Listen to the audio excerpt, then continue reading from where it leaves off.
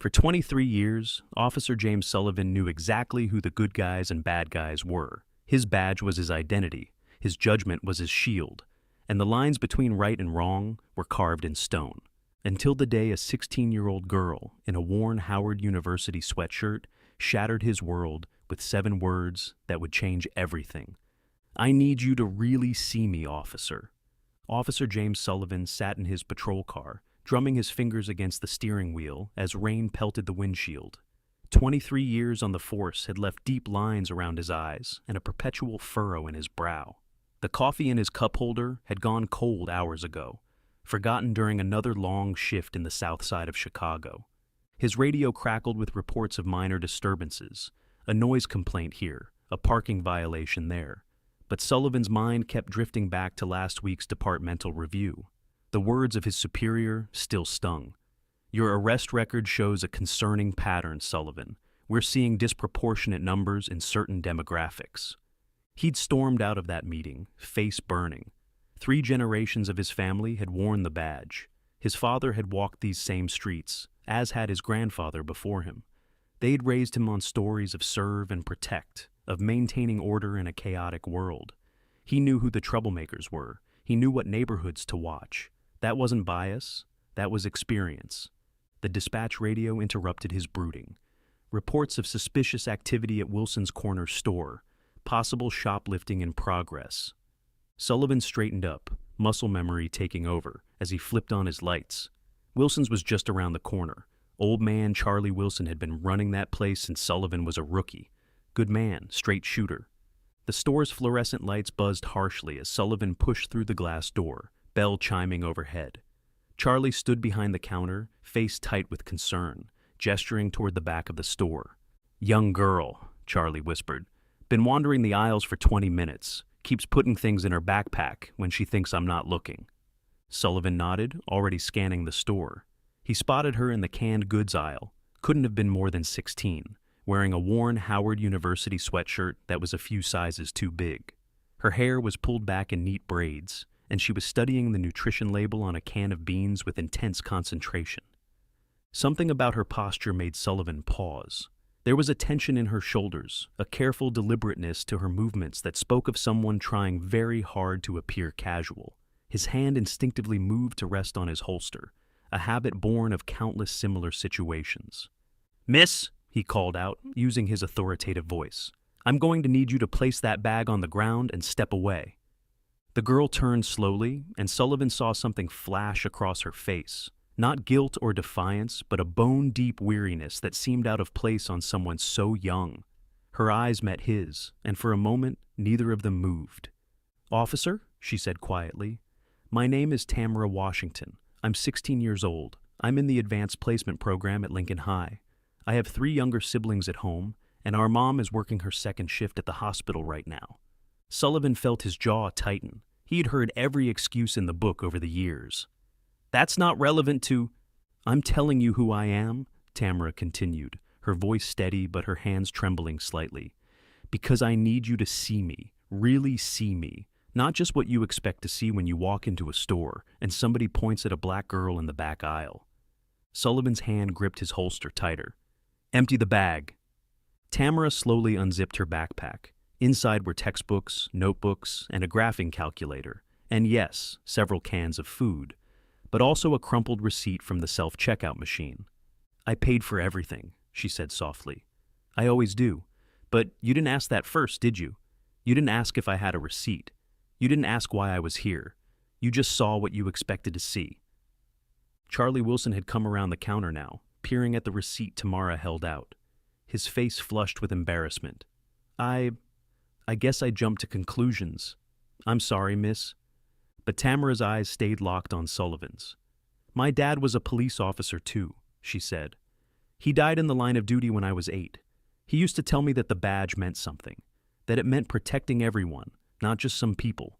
He said it meant seeing the whole picture, not just the frame we're used to looking through." Sullivan felt something shift in his chest, a hairline crack in a foundation he'd thought was solid. But years of training and ingrained responses warred with this new uncertainty. He opened his mouth to respond. "Your father," Sullivan said, his voice rougher than he intended, What was his name? Marcus Washington, Tamara replied. He worked the 15th district. Sullivan's hand dropped from his holster as if it had suddenly turned hot. Marcus Washington. The name hit him like a physical blow. He remembered the funeral. 8 years ago, the whole department had turned out. Washington had taken a bullet protecting a convenience store clerk during an armed robbery. Sullivan had been there that day, 2 precincts over, when the call came through. I knew your father, Sullivan managed. He was a good cop. He was a great cop, Tamara corrected, still holding his gaze. Because he never forgot that. Behind every situation, there's a story. There are reasons, there's context. She gestured to her backpack. You want to know why I was taking so long in here? Why I was reading every label? Because we're on food stamps, and I have to make every dollar stretch. My little brother Tommy has celiac disease. Do you know how expensive gluten-free food is? So I stand here and I calculate protein per dollar, and I try to figure out how to keep everyone fed until Mom's next paycheck.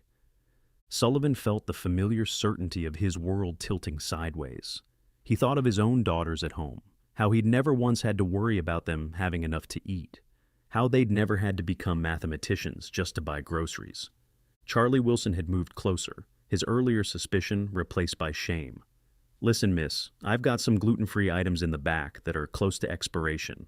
Can't sell them at full price anyway. They're yours if you want them. But Tamara shook her head. I don't want charity. I just want... She paused, taking a deep breath. I want what my dad died fighting for. A world where people look at each other and see human beings first. Where a girl can buy groceries for her family without being treated like a criminal. Sullivan found himself looking around the store with new eyes. The security cameras his friend Charlie had installed last year aimed primarily at certain aisles. The signs warning about shoplifting positioned strategically near the front, where certain customers would be sure to see them. How many times had he responded to calls here? How many times had he walked in already knowing who he was looking for? Your father, Sullivan said slowly. He used to say something. At roll call, he'd always remind us. The badge is a bridge, not a barrier, Tamara finished. Her eyes glistened with unshed tears. He said it every morning before he left for work. It was the last thing he said to me that day. Outside, the rain had gotten heavier, drumming against the store's windows. Sullivan could hear his radio crackling with another call, but for the first time in his career, he let it go. Something more important was happening here. Tell me about Tommy, he said finally. Your brother. What grade is he in? Tamara blinked, surprised by the shift. 4th grade. He wants to be a scientist. He's got this whole notebook full of experiments he wants to try, but... She gestured at her carefully selected groceries. Sometimes we have to choose between buying ingredients for his science projects and buying dinner. Charlie Wilson disappeared into the back of the store, returning with a box of unsold inventory. Sullivan watched as his old friend began pulling out gluten-free items, checking expiration dates. The store owner's hands were shaking slightly. You said your mom's working a second shift? Sullivan asked, his mind racing through department programs he'd ignored for years. At which hospital? Mercy General, Tamara replied. She's a nursing assistant, trying to save up for nursing school, but... She shrugged, that too old weariness settling back onto her young shoulders. Sullivan pulled out his notebook, not to write a citation, but for something else entirely. He thought about his own precinct's community outreach program, the one he'd dismissed as political correctness gone too far. About the educational fund for children of fallen officers that he'd never bothered to mention to families who might need it. About all the assumptions he'd made, all the bridges he'd failed to build. Listen, Sullivan said, tearing a page from his notebook. There's a program at the precinct for families of officers who died in the line of duty. Educational support, mentorship, that kind of thing. Your dad's sacrifice, it means something to us. It should have meant more, sooner. He began writing down names and numbers, his pen pressing hard against the paper. This is Margaret Chen in Community Services. She runs the scholarship program. And this, he added another number, this is my direct line, not dispatch. Me. Tamara took the paper carefully, as if unsure whether to trust this sudden shift. Why are you doing this now? It was a fair question, more than fair. Sullivan felt the weight of it, heavier than his badge. Because your father was right. About the badge being a bridge, and I've been treating it like a wall for too long. Charlie Wilson cleared his throat. I've got a position open here at the store, he said. Part-time, after school, pays above minimum wage. If you're interested, Tamara. Sullivan watched the interplay of emotions across Tamara's face, hope warring with pride, need battling with dignity. He recognized that struggle now, seeing it through new eyes. The food bank at First Presbyterian, he found himself saying. They do gluten-free boxes now, no questions asked, and they're always looking for volunteers. Looks good on college applications. He paused. I know because my wife helps out there. She'd love to meet you and Tommy. The fluorescent lights buzzed overhead, a steady hum that seemed to fill the silence as Tamara processed everything. Outside, the world continued its usual rhythm, cars splashing through puddles, sirens wailing in the distance, the city breathing its familiar breath. But in here, something was changing. My dad, Tamara said finally, her voice barely above a whisper. He used to say that change happens one heart at a time. That's why he became a cop, to change things from the inside. She looked down at the paper in her hands, then back up at Sullivan. He would have been happy to know his death wasn't for nothing, that it's still changing things. Sullivan felt the truth of that hit him like a physical force. How many Marcus Washingtons had there been? How many Tamaras? How many chances to build bridges had he missed, thinking he was protecting something when he was really just building walls? His radio crackled again. Another call, another situation waiting to be judged and handled. But this time, as he reached for it, he found himself wondering about the stories behind the static, about the contexts he'd never bothered to consider. Mr. Wilson, Tamara said, turning to the store owner. About that job? What hours were you thinking? Charlie brightened. Well, we could work around your school schedule. Maybe start you at the register. Though, with your math skills, I might need you helping with inventory. As they discussed details, Sullivan's phone buzzed, a text from his wife. Bringing the girls to the food bank tomorrow. Want to join? He looked at Tamara, now smiling for the first time since he'd entered the store, as she and Charlie worked out a schedule. He thought about Tommy, the young scientist, and wondered if his oldest daughter might be willing to part with her old chemistry set. He thought about Marcus Washington, about bridges and barriers, about changes that happen one heart at a time. I've got another call, he said, holding up his radio. But, Tamara, I'm here Wednesday mornings. That's when I do my coffee run. He gestured to the store's small coffee counter. Maybe we could talk more about that scholarship program, and about your dad.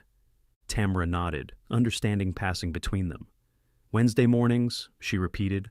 I'll bring Tommy's science notebook. Maybe you could help us figure out which experiments won't break the grocery budget. As Sullivan pushed through the store's door, back into the rain, he felt different. The weight of his badge was the same, but its meaning had shifted.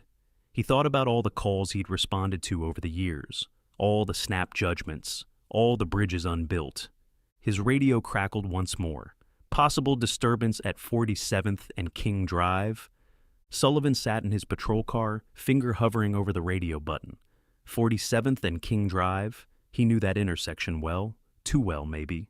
How many times had he rolled up there, lights flashing, mind already made up about what he'd find? Copy that, he said finally. En route. As he drove, his conversation with Tamara echoed in his mind. He thought about his own daughters, Katie, 15, and Sarah, 12. How would they handle what Tamara dealt with every day? The responsibility, the careful calculations, the weight of others' assumptions. The disturbance turned out to be a group of teenagers outside the community center. As Sullivan pulled up, he saw something that, just an hour ago, would have immediately set off his alarms. 5 young men, hoodies up despite the warm evening, gathered around a phone. But now he forced himself to pause, to look closer. They were watching something on the screen, taking turns with elaborate hand movements. As he stepped out of his car, he could hear their excited voices. Nah, man, you gotta keep your wrists loose like this. That ain't what the tutorial said. Sullivan recognized what they were doing now, learning dance moves from a video. He'd seen Katie doing the same thing in their living room countless times. One of the teens spotted him and immediately stiffened. The others followed suit, their easy laughter evaporating. Sullivan felt the familiar tension descend. the unspoken history of 1,000 similar encounters hanging in the air. "Evening," he said, consciously keeping his hands away from his belt. "Community center's closing soon?" "Yes, sir," one of the young men replied quickly, too quickly. "We were just leaving." "That's some complicated choreography you're working on," Sullivan said, surprising himself as much as them. "My daughter's been trying to learn that one too. What do you call it? The shuffle step?" The teenagers exchanged glances, clearly thrown by this unexpected turn in the script. "Running Man Evolution," the tallest one said finally. "It's for the talent show next week, at the center," he added hurriedly, as if afraid Sullivan would assume something else. Sullivan nodded, thinking of Tamara's words about seeing the whole picture. "You know," he said slowly, "they're starting a new youth program at the precinct, looking for performers for the launch event, paid gig." He saw the skepticism in their faces, the disbelief that a cop, especially this cop, would be offering them an opportunity rather than a warning. "For real?" asked one of the younger ones, earning an elbow from his friend. "For real," Sullivan confirmed, reaching for his notebook again. He wrote down the details, along with his name and number. "Ask for Officer Chen. She's running it. Tell her Sullivan sent you." As he handed over the paper, he saw something shift in their expressions. Not trust exactly. That would take more than one conversation to build, but perhaps the beginning of possibility. "Thanks, officer," said the tall one, carefully folding the paper into his pocket. Back in his car, Sullivan pulled out his phone and fired off a text to Margaret Chen. "Got some talented kids for your youth program, dancers. We'll send them your way." Her reply came quickly. "Since when do you recruit for community programs?" Sullivan stared at the message for a long moment. Since when, indeed? He thought about Tamara, about Marcus Washington's legacy, about bridges and barriers. "Since today," he typed back. The rest of his shift passed differently than usual. At each call, each interaction, he found himself pausing, looking for the story behind the situation, thinking about context. Near midnight, he pulled into his driveway, bone-tired but restless with thoughts.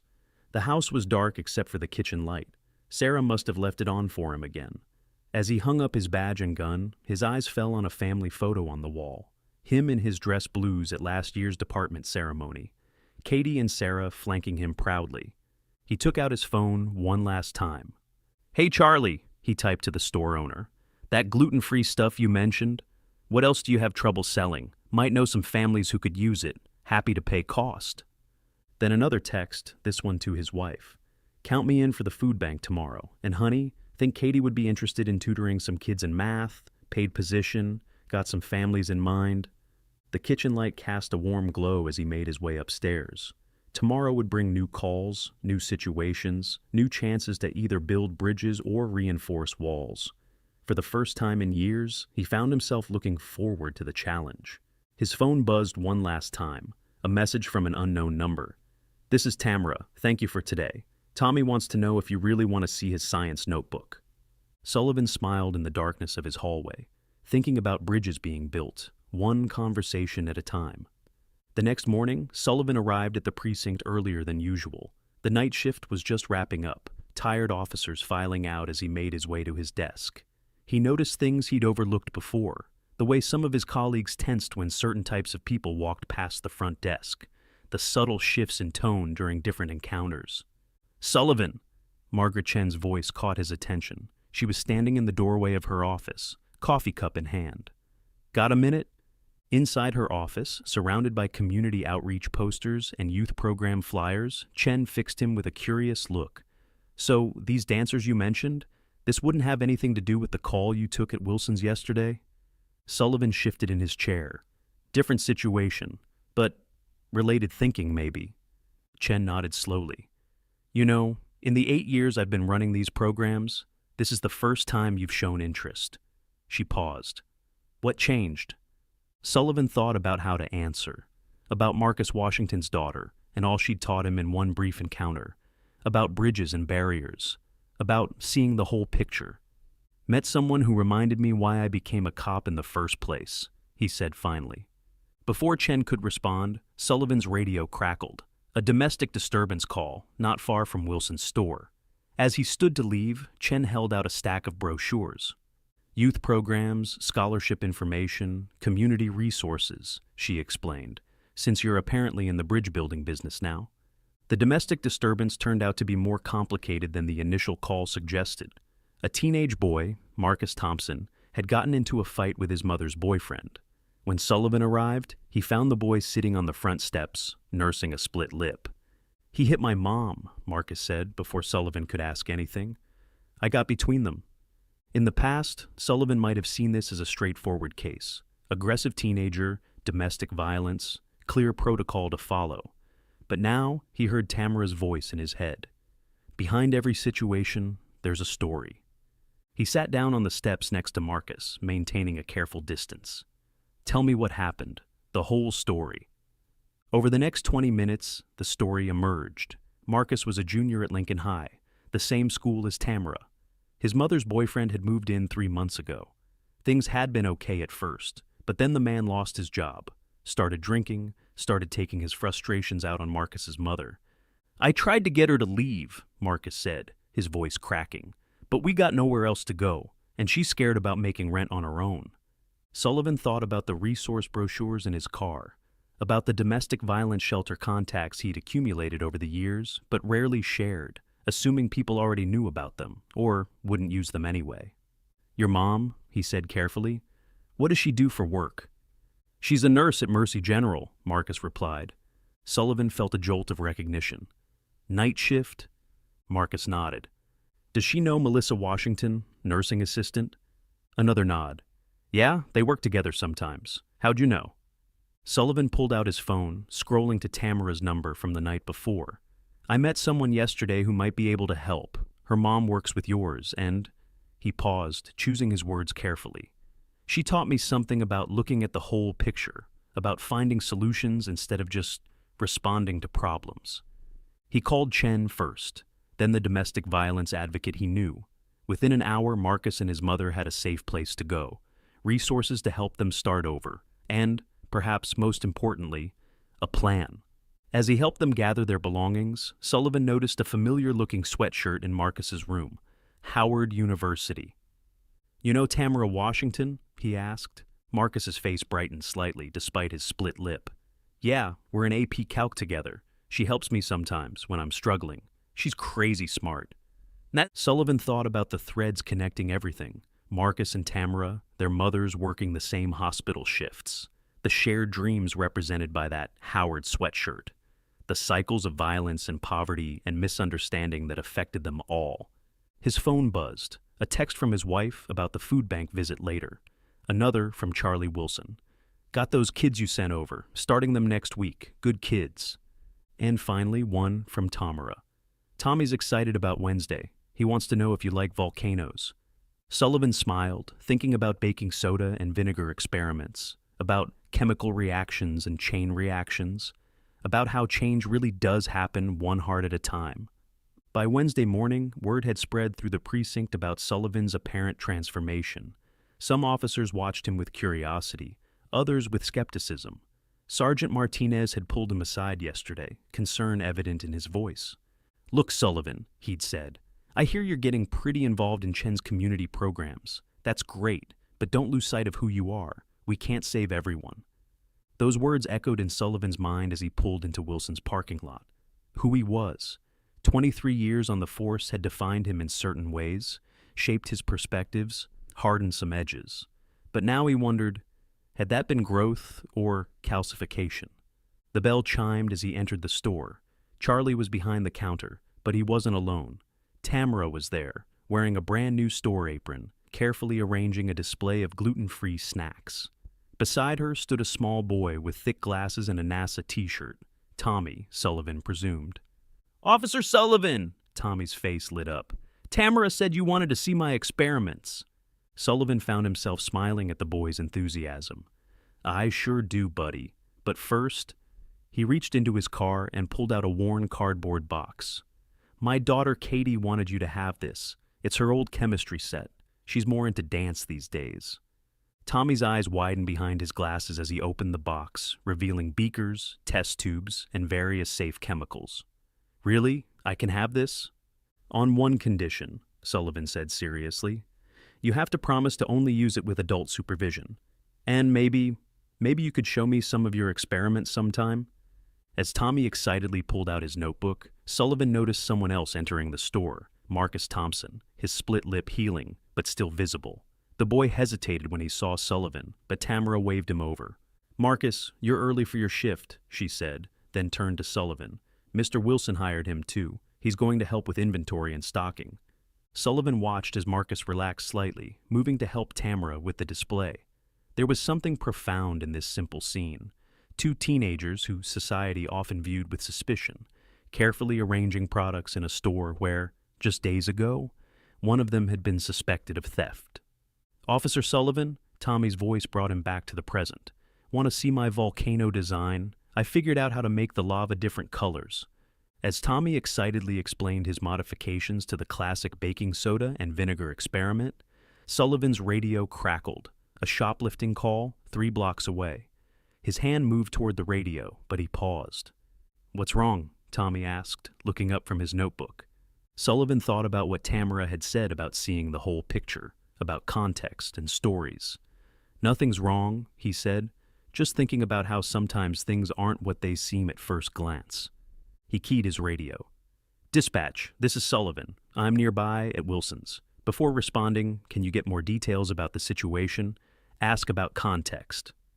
The dispatcher's pause was noticeable. Sullivan rarely asked for more information before responding. "Copy that, Sullivan. Stand by." While waiting, he turned back to Tommy's notebook. The boy had drawn elaborate diagrams of his planned experiments, complete with hypotheses and variables to test. His enthusiasm was infectious, reminding Sullivan of Katie at that age, before she'd started seeing the world through the lens of others' expectations. "Dispatch to Sullivan," his radio crackled. "Update on that shoplifting call. Store manager says it's a young mother with 2 kids, trying to take baby formula and diapers." Sullivan closed his eyes for a moment.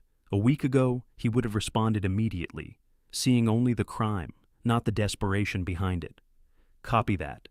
Tell them I'm responding, but also get Chen on the line. We may need resources more than handcuffs." He looked at Tommy apologetically. "I've got to go, buddy, but save that volcano experiment for me, okay? Maybe we can try it next Wednesday?" Tommy nodded eagerly. "I'll make it extra special, with 3 different colors." As Sullivan headed for the door, Tamara called out, "Officer Sullivan, remember what my dad used to say?" He turned back, meeting her eyes. "The badge is a bridge, not a barrier." She smiled. "And bridges work both ways." Driving toward his call, Sullivan thought about bridges and connections, about Tommy's experiments and Marcus's split lip, and Tamara's careful calculations, about how change happens one heart at a time, but those changes ripple outward in ways we can't always predict. The young mother's name was Angela Rivera. Sullivan found her sitting on a curb outside the drugstore, holding a crying infant while a toddler clutched her leg. Her eyes were red, her shoulders slumped in defeat. The store manager hovered nearby, looking increasingly uncomfortable. "Ma'am," Sullivan said, approaching slowly, "I'm Officer Sullivan. Can we talk about what's happening here?" Angela looked up, fear flickering across her face. I can put everything back. Please, I didn't know what else to do." Sullivan sat down on the curb, leaving space between them. "Tell me about your situation, the whole story." It spilled out then. Her husband's deportation 6 months ago, the lost income, the endless bureaucracy of applying for assistance. She'd been stretching formula by diluting it, but the baby's doctor had warned her to stop. She'd been skipping meals herself to buy diapers, but this week, she'd had to choose between paying the electric bill and buying essentials for her children. "I've never stolen anything before," she whispered. The baby was crying, and I didn't have enough." Sullivan thought about his own daughters again, about how he'd never had to choose between keeping their lights on and keeping them fed. He reached for his phone. "Margaret, it's Sullivan. Remember that emergency assistance fund you mentioned? Yeah, I've got someone who needs it. And those formula samples from the community health fair, can you bring them?" While they waited, Sullivan turned to the store manager. "How much was the total for what she tried to take?" The manager shifted uncomfortably. $43.27. Sullivan pulled out his wallet. "I'm paying for it, and..." He paused, thinking of Tamara's careful calculations at Wilson's. What other baby supplies do you have close to expiration? Items you'd have to mark down anyway? 20 minutes later, Chen arrived with resources, contacts, and immediate assistance. As they helped Angela load supplies into her old car, Sullivan noticed her toddler watching him with wide eyes. "What's your name, buddy?" he asked, kneeling down. "Miguel," the boy whispered. "You know what, Miguel? I bet you'd like my friend Tommy. He's about your age, and he does these amazing science experiments." By the time Sullivan returned to the precinct, the story had already made the rounds. Officer Davis caught him in the parking lot. "Hey, Sullivan," Davis called out. "Heard you're running a charity now, instead of making arrests." Sullivan thought carefully before responding. "You know, Davis, I've been thinking about something Marcus Washington used to say. The fallen officer? What's he got to do with this?" His daughter reminded me recently that every situation has a story. Sometimes the best way to protect and serve is to understand that story first. Davis scoffed. "Yeah?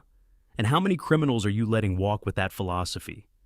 "Actually," came Chen's voice from behind them, "Sullivan's community referrals have led to 3 domestic violence interventions this week alone, 2 families in emergency housing. And that mother today, turns out she's eligible for multiple assistance programs, but nobody ever told her. Sometimes preventing crime is more effective than punishing it." Later that evening, Sullivan sat in his patrol car completing paperwork. His phone buzzed with a text from Tamara. "Tommy won't stop talking about the chemistry set. Says he's going to cure cancer someday." Another message popped up, this one from Charlie Wilson. "Remember that shoplifting problem we used to have? Down 50% since we started the youth employment program. Who knew?" And finally, a message from his wife. "Katie asked about volunteering at the food bank with me. Says she wants to understand what you've been up to lately." Sullivan smiled, thinking about bridges being built in unexpected places. His radio crackled with another call, but this time, he didn't feel the old familiar tension. Instead, he felt curiosity about what story he might find, what bridge he might help build. 1 month later, Sullivan stood in the community center gymnasium watching a group of teenagers perform their dance routine. The same kids he had encountered practicing outside weeks ago were now commanding the stage at the precinct's youth program launch event. In the audience, he spotted Tamara with Tommy, who was excitedly showing his notebook to Katie. Marcus Thompson was there too, his mother sitting proudly beside him. They'd moved into their own apartment now, with help from the Domestic Violence Support Network. Marcus had started teaching basic dance moves to younger kids at the community center on weekends. Angela Rivera sat a few rows back, her children clean and well-fed. She'd found work as a translator for the precinct's community outreach program, Chen's idea. Miguel had indeed become fast friends with Tommy, united by their shared love of making messes in the name of science. The dancers finished their routine to thunderous applause. Sullivan noticed several of his fellow officers watching with surprised appreciation. Sergeant Martinez leaned over to whisper, "Maybe you were on to something, Sullivan." After the performance, Sullivan made his way through the crowd. Charlie Wilson was there, having closed the store early so his young employees could attend. "Shoplifting's down 70% now," he reported proudly. "And sales are up. Turns out when people feel respected, they respect you back." "Officer Sullivan!" Tommy came running up, notebook in hand. "Can I show everyone my volcano experiment? Please, I got all 3 colors working." Before Sullivan could answer, Tamara appeared beside them. "Actually," she said, "we thought maybe we could do the experiment together. Show everyone how science and law enforcement can work together to understand how things work." Sullivan looked at her questioningly. "My dad used to say that understanding is like a chemical reaction," she explained.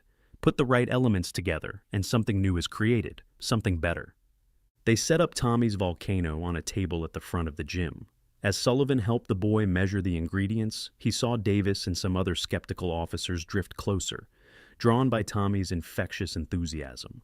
"See," Tommy explained to the growing crowd, "when you mix these things together, they react. But you have to get the proportions right. Too much of one thing, not enough of another, and it doesn't work properly." "Kind of like community policing," Sullivan found himself saying.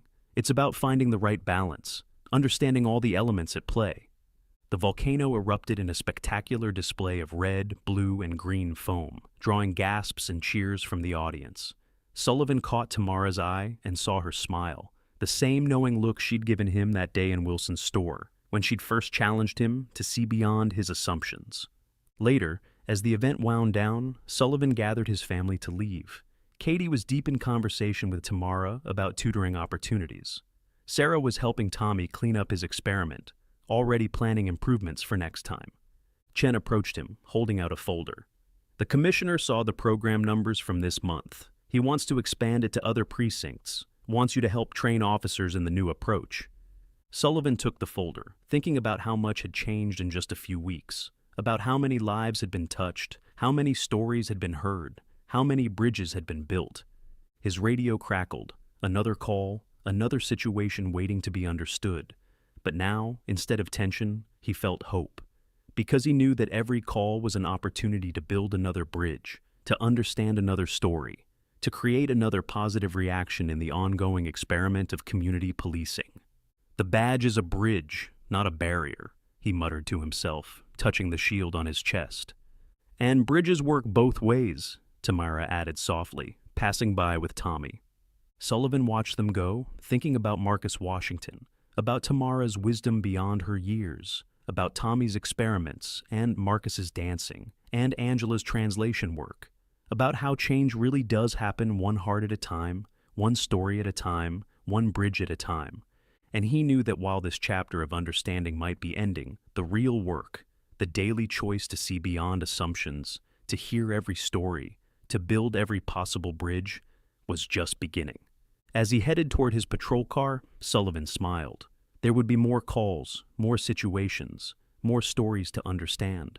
But now he had something he hadn't had before, the knowledge that behind every face was a story, behind every action was a context, and between every divide was the potential for a bridge.